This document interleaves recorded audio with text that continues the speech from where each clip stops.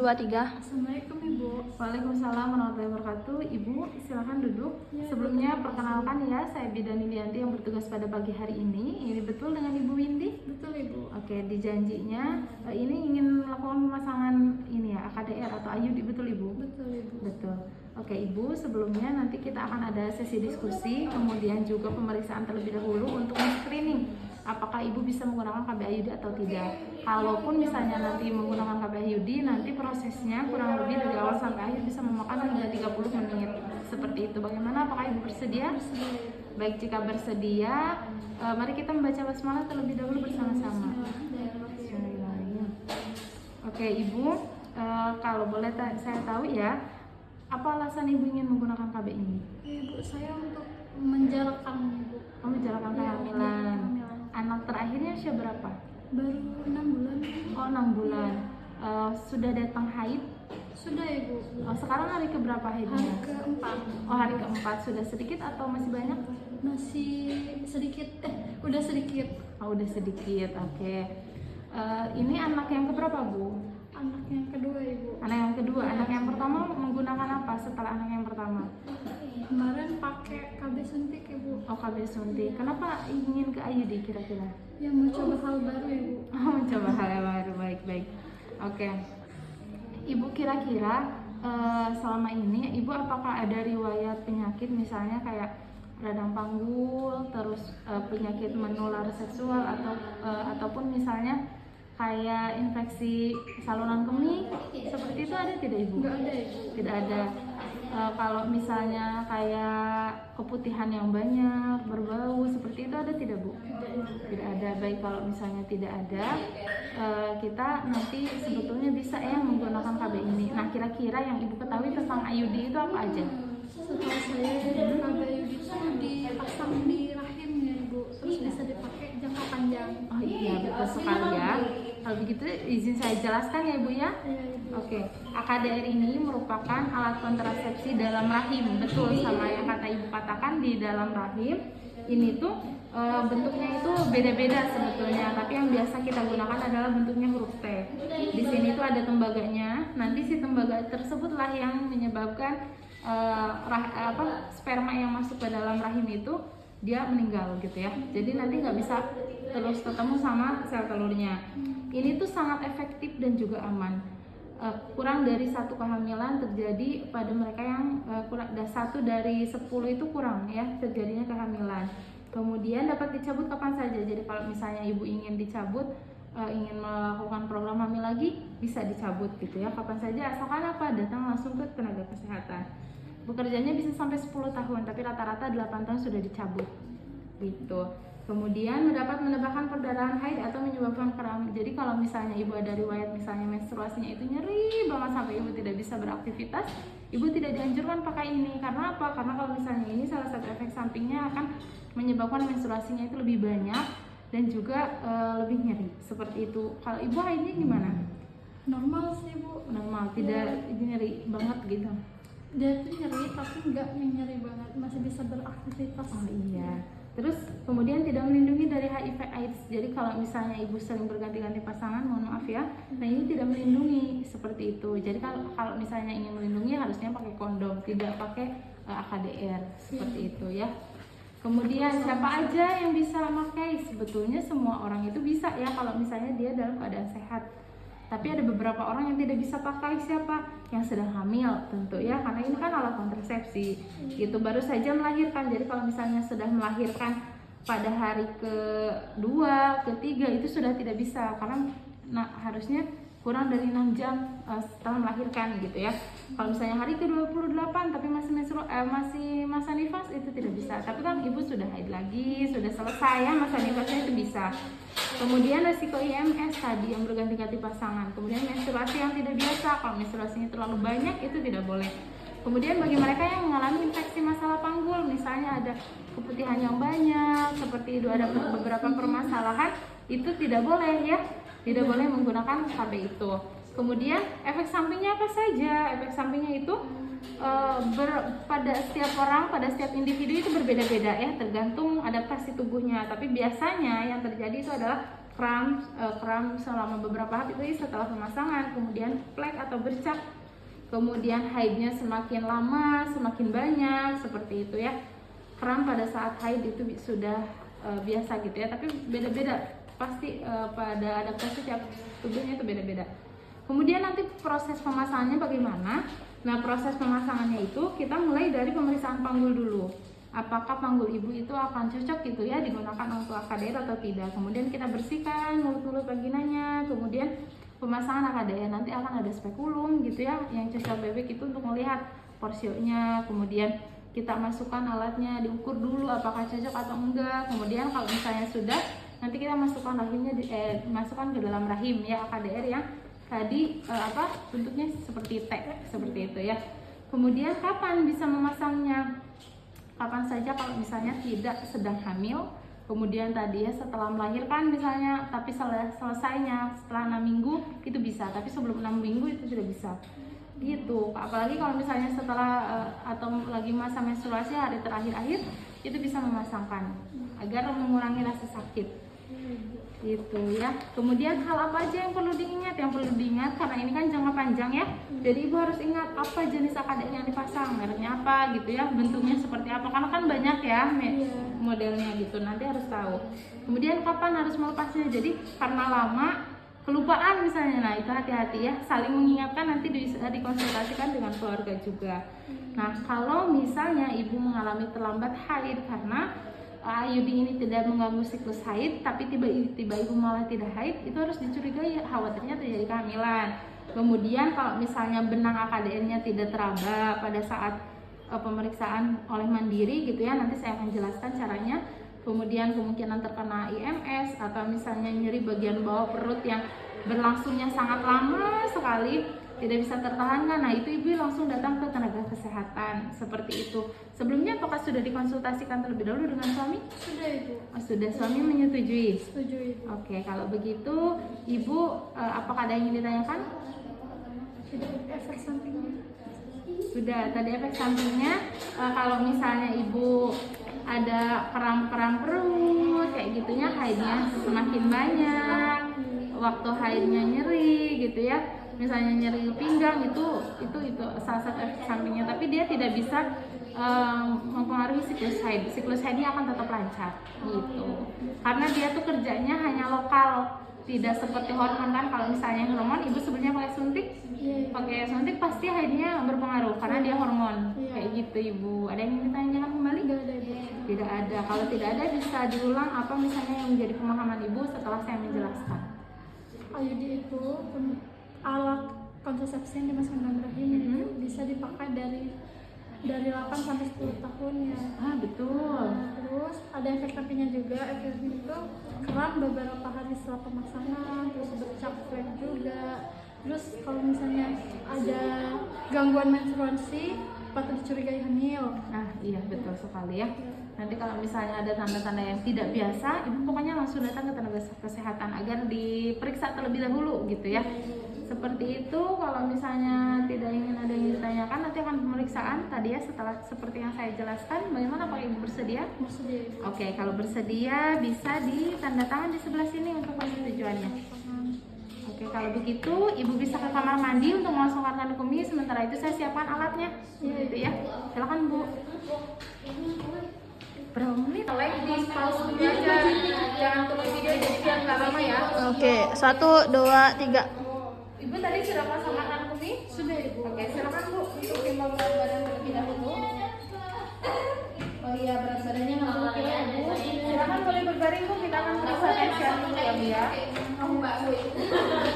Tahu baksonya yang masuk sih.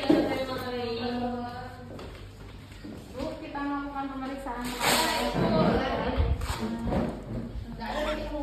Paus aja Mbak, paus. Akan berbaring. Maaf ya, ini perutnya kita buka. Kita akan periksa bagian perutnya terlebih dahulu ya Bu. Tidak ada bekas operasi ya. Ibu, saya raba seperti ini. Apakah sakit tidak Bu? Tidak ibu. Oke, kalau tidak saya tutup lagi ya Bu ya. Kita akan periksa bagian ininya, genitalianya ya Bu ya. Kemudian gunakan alat melakukan perubahan izin. Setelah itu kita cuci tangan kembali, ganti sarung tangan dengan sarung tangan yang baru yang steril. Paus Mbak. Kita akan lakukan pemeriksaan pipa higien terlebih dahulu. Maaf ya Bu ya.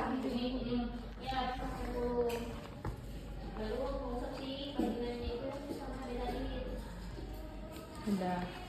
Ibu, maaf ya, saya periksa bahwa tidak ada pembesaran kelenjar scan, tidak ada tanda-tanda infeksi, kemerahan ataupun misalnya lesi. Kemudian Ibu izin ya, kita akan melakukan pemeriksaan bagian dalamnya terlebih dahulu.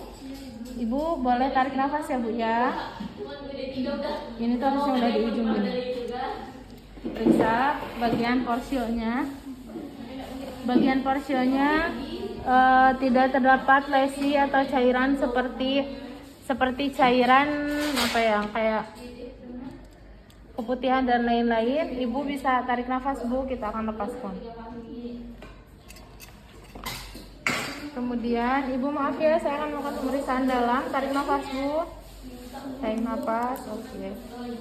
Porsionya teraba, gerak bebas, kemudian tidak ada tumor, tidak ada perbesaran kelenjar, tidak ada perbesaran kelenjar ya Bu ya. Ibu tarik nafas Bu, tangan saya akan keluar Bu.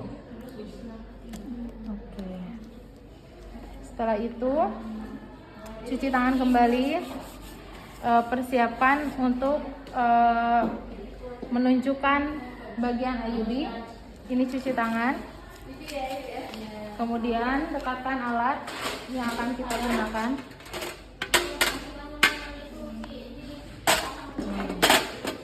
Kemudian jauhkan semua alat yang tidak digunakan.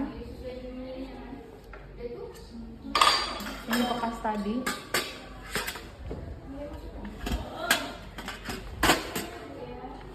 Ini kasih, ini deketin. Sini aja deh.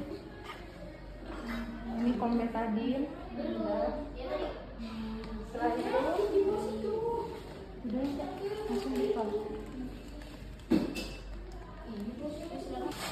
Ini lo nomor 9. Tangannya udah putih semuanya. Bu, nanti ini IUD yang akan dipasangkan di dalam rahim ibu ya. Bentuknya T seperti ini. Ya Bu ya. Nah, kita akan memasukkan terlebih dahulu menggunakan sarung tangan.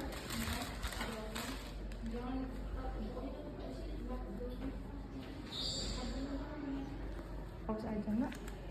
Ibu izin ya, saya akan melakukan pemeriksaan bagian dalam terlebih dahulu ya Bu ya. Tarik nafas Bu. Setelah itu kita lakukan penguncian. Ini udah pakai lampu sorot ya guys.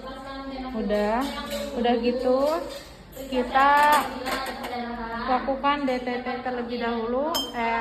Ya, desinfektan bagian dalam.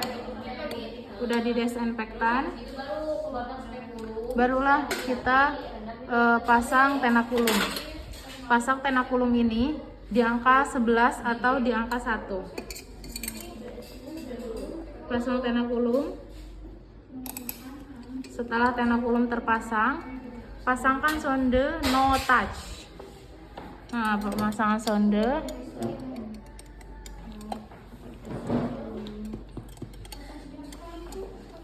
Sampai mentok. Udah gitu kita lihat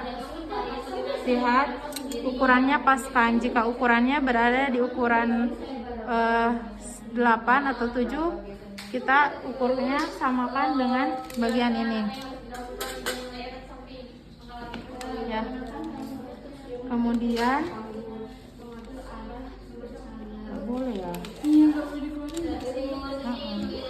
Tapi ini tuh harusnya steril, kayak mana? Harusnya tadi. Tapi di tulisan buku tuh sekarang. Ukurnya emang sudah ukur ini. Minta bantuan lah ya, ini udah masuk ceritanya lah. Mbak masukin Mbak. Foto aja itu kita samakan ya ukurannya. Apakah misalnya sudah sama? Berarti sudah. Kita pasang. Setelah itu kita ambil bagian IUD-nya, kita lakukan pemasangan. Coba kita lihat, lakukan pemasangan sampai betul-betul mentok. sampai ada tanda mentok seperti ini. Kita lakukan dorong withdrawal, ininya didorong, tabungnya ditarik. Nah, setelah gitu mentok, kita tarik lagi, Mbak, sambil pegangin, Mbak. Ini biasanya ketarik lagi ke bawah, ketarik nih, dorong lagi, ketarik, dorong lagi gitu kan. Udah gitu, barulah kita melihat bagian dalamnya untuk melakukan pengguntingan di 1-2 cm di depan porsio digunting. Ini ya sambil dibawa, kemudian kita guntingkan. Setelah gunting, baru kita lihat, oh iya sudah ada 2 misalnya ya si benangnya. Udah gitu pastiin lagi di dalamnya. Kalau sudah aman, kita lepaskan tenakulum. Dilepaskan tenakulumnya. Lepaskan tenakulum. Kemudian kita dep. Lakukan dep. Lakukan dep. Sudah dep, perdarahannya sudah selesai. Kita lepaskan ini penguncian. Lepaskan penguncian. Ibu tarik nafas ya Bu ya. Oke. Setelah itu selesai. Tangannya sudah selesai ya, tadi yang berbentuk T. Nanti saya sambil observasi, Ibu kalau ada pusing atau apa istirahat dulu sambil saya membereskan semua alat. Begitu ya Bu ya. Bereskan semua alat. Paus Mbak. 23. Oke Ibu, tadi kan sudah selesai ya pemasangannya, alhamdulillah berjalan dengan lancar. Nah nanti Ibu cara mengeceknya bagaimana? Nanti Ibu datang ke kamar mandi, jongkok, kemudian cek pakai jari Ibu sendiri. Nanti kalau misalnya ada benang jangan ditarik, karena itu berarti posisinya sudah aman ya di dalam. Kemudian kalau misalnya mulus-mulus gimana? Nah itu sebetulnya normal. Tapi kalau misalnya mulus ya banget nyeri-nyeri tidak tertahankan, Ibu bisa datang ke fasilitas kesehatan. Nah saya juga akan kasih Ibu obat. Obat apa? Ini obat untuk nyerinya. Obat untuk nyerinya itu 3 kali 1. Tapi kalau misalnya sudah tidak ada nyeri, tidak perlu dikonsumsi kembali ya. Kemudian ini untuk obat antibiotik. Antibiotiknya Ibu makan tiap hari ya, harus habis agar tidak resisten. Kemudian ini ada tablet tambah darah juga Ibu konsumsi ya, 1 kali 1. Seperti itu. Ibu ada yang ingin ditanyakan kembali? Tidak ada Ibu. Jika tidak ada boleh diulang bagaimana cara untuk mengecek benangnya? Nanti posisinya jongkok, Betul. terus masukkan pakai jari, masukkan ke dalam vagina, terus cek apakah ada benang. Kalau ada benang itu berarti posisi sudah benar ya Ibu, dan jangan ditarik benangnya. Oke, betul Ibu ya. Ada yang ingin ditanyakan kembali Bu? Tidak ada. Nanti kunjungan ulangnya 1 minggu lagi ya. Kalau begitu saya lengkapi dulu ya Bu ya. Tadi kita menggunakan cover T ya Bu ya. Nanti masa usianya 8 tahun. Nanti setelah ini 2025 berarti 8 tahun lagi berarti 2033 ya, 2033 nanti Ibu datang lagi ke sini untuk dicabut. Kalau misalnya Ibu ingin langsung program hamil sudah 3 tahun pun dicabut boleh ya. Nanti ke sini ini untuk obatnya. Oke, nanti dibawa ya Bu ya setiap mau kontrol, nanti 1 minggu lagi kontrol seperti itu. Silakan Bu, ada yang ingin ditanyakan? Tidak ada. Jika tidak ada, mari kita akhiri dengan baca hamdalah bersama-sama. Alhamdulillahirabbil alamin. Terima kasih ya Bu ya. Saya permisi. Ya.